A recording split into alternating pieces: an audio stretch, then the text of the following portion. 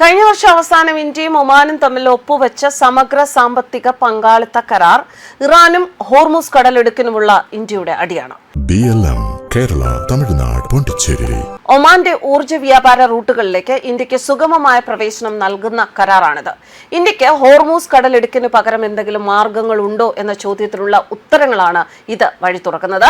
ലബനനിൽ Israel വെടിനിർത്തൽ കരാർ ലംഘിച്ചുവെന്ന് ആരോപിച്ച് ഹോർമൂസ് കടലിടുക്ക് പൂർണ്ണമായും അടച്ചുപൂട്ടുമെന്നാണ് ഇറാന്റെ ഭീഷണി. ചൊവ്വാഴ്ചയും അത്തരത്തിലൊരു ഭീഷണി ഇറാന്റെ ഭാഗത്തു നിന്നുണ്ടായിരുന്നു. എന്നാൽ അത്തരം ഭീഷണികൾക്ക് മുന്നിലും ഇന്ത്യക്ക് ഭയക്കാനൊന്നുമില്ല. ഏകദേശം $4.8 ബില്യൺ ചിലവ് പ്രതീക്ഷിക്കുന്ന ഒരു സബ്സീ പൈപ്പ് ലൈൻ പദ്ധതി ഇന്ത്യക്കും ഒമാനും ഇടയിൽ വരാനുള്ള സാധ്യതകളാണ് ഇതോടെ തെളിയുന്നത്.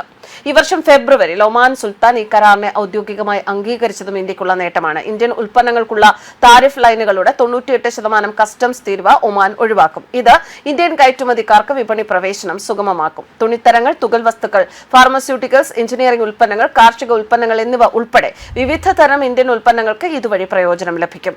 ഇന്ത്യയുടെ ഊർജ്ജ സുരക്ഷയ്ക്ക് ഹോർമൂസ് കടലെടുക്ക് അത്യന്താപേക്ഷിതമാണ്. ഇന്ത്യയുടെ അസംസ്കൃത എണ്ണ ഇറക്കുമതിയുടെ ഏകദേശം 45%, LNG ഇറക്കുമതിയുടെ 55%, LPG ഇറക്കുമതിയുടെ 90% എന്നിവ ഈ പ്രത്യേക സമുദ്രപാതയിലൂടെയാണ് നടക്കുന്നത്. ഈ കടലെടുക്ക് അടച്ചുപൂട്ടിയാൽ ഇന്ത്യക്ക് അത് ശക്തമായ വെല്ലുവിളി ഉയർത്തും. ഇറാനിയൻ മാധ്യമ റിപ്പോർട്ടുകൾ പ്രകാരം കഴിഞ്ഞ 24 മണിക്കൂറിനുള്ളിൽ 24 ടാങ്കറുകൾ കടലിടുക്ക് വഴി കടന്നുപോയിട്ടുണ്ട്. എന്നാൽ അവയിൽ ഭൂരിഭാഗവും എത്തുന്നത് ഏഷ്യൻ വിപണികളിലേക്കാണ്.